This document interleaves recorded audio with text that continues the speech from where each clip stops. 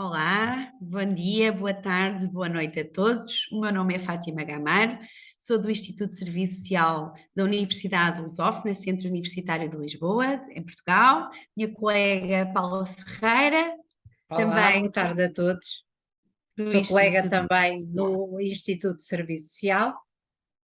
E vimos partilhar convosco aquilo que tem sido o nosso trabalho que temos estado a desenvolver no âmbito das competências emocionais e sociais, em contexto pós-pandémico, de guerra e de alterações climáticas. E vamos começar por vos falar um pouco relativamente à contextualização teórica.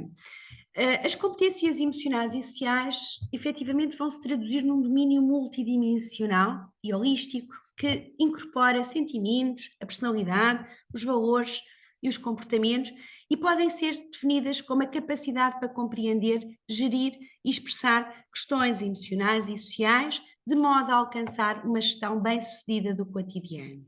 Quando pensamos em competências emocionais e sociais de uma forma global, podemos também pensar daquelas que são as grandes dimensões que constituem estas competências. Uma delas, o conhecimento emocional, que de alguma forma podemos dizer que se caracteriza como a capacidade que o sujeito tem de reconhecer as suas emoções, de identificar e dar um rótulo àquilo que são os sentimentos. Por outro lado, a motivação, capacidade que o sujeito tem para contribuir para o bem comum e para a resolução de problemas, gerar, implementar, avaliar soluções para a resolução de problemas de forma positiva e informada. Já a empatia, nós podemos dizer que é a capacidade que nós temos para adotar a perspectiva do outro, identificar e conseguirmos compreender os pensamentos e os sentimentos do outro.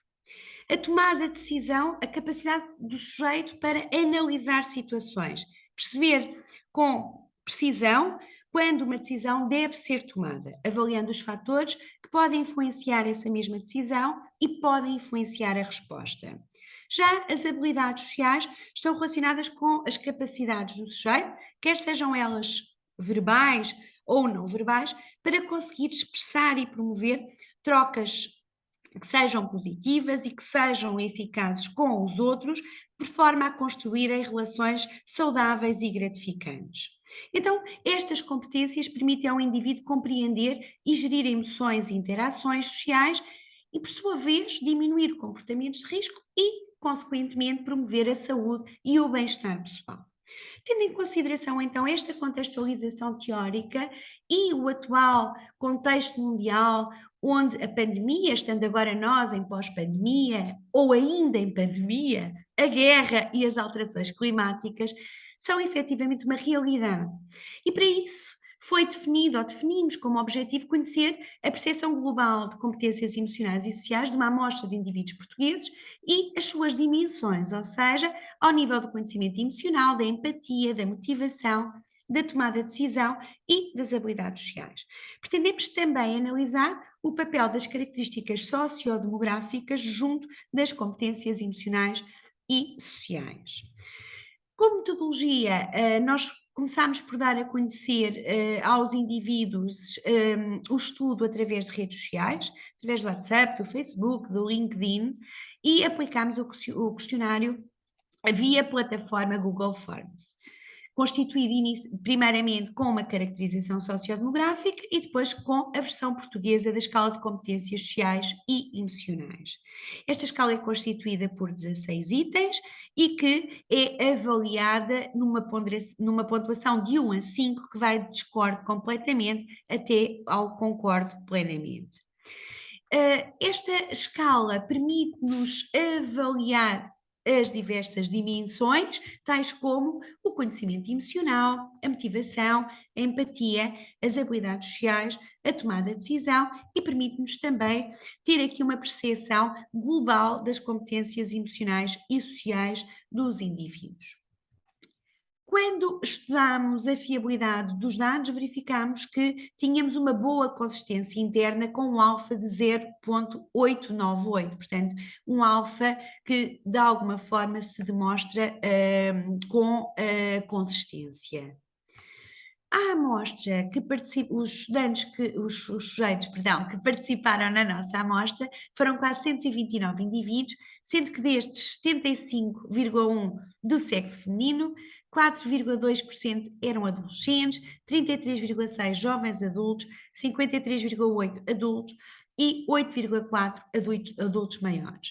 A maioria reside em cidade, é casado ou está em união de facto, cerca de 70% têm o ensino superior e cerca de 80% encontra-se em situação laboral ativa.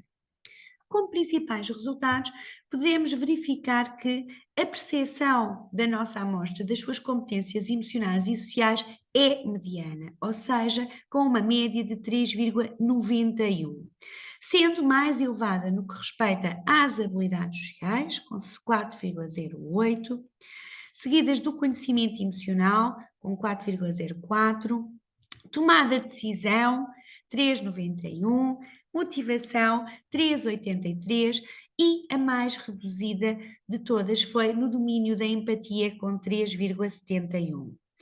Quando fizemos aqui o estudo relativamente ao papel das características sociodemográficas nas competências emocionais e sociais, verificámos ao nível do género que as mulheres revelam mais conhecimento emocional e habilidades sociais do que os homens. Relativamente ao Estado civil, verificámos que a maior parte dos sujeitos solteiros apresentavam mais habilidades sociais do que aqueles que se encontravam casados ou em união de facto.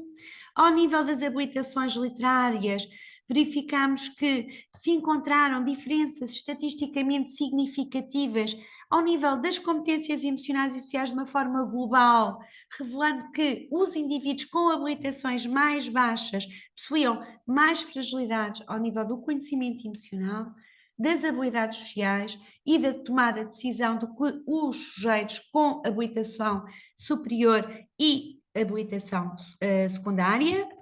E, por outro lado, ao nível da ocupação, os estudantes apresentaram menos conhecimento emocional do que os empregados e os desempregados revelaram-se mais desmotivados do que os empregados. Estes resultados permitem-nos pensar, perante o atual contexto, que existem dificuldades ao nível das competências e em diversos domínios das competências sociais e emocionais.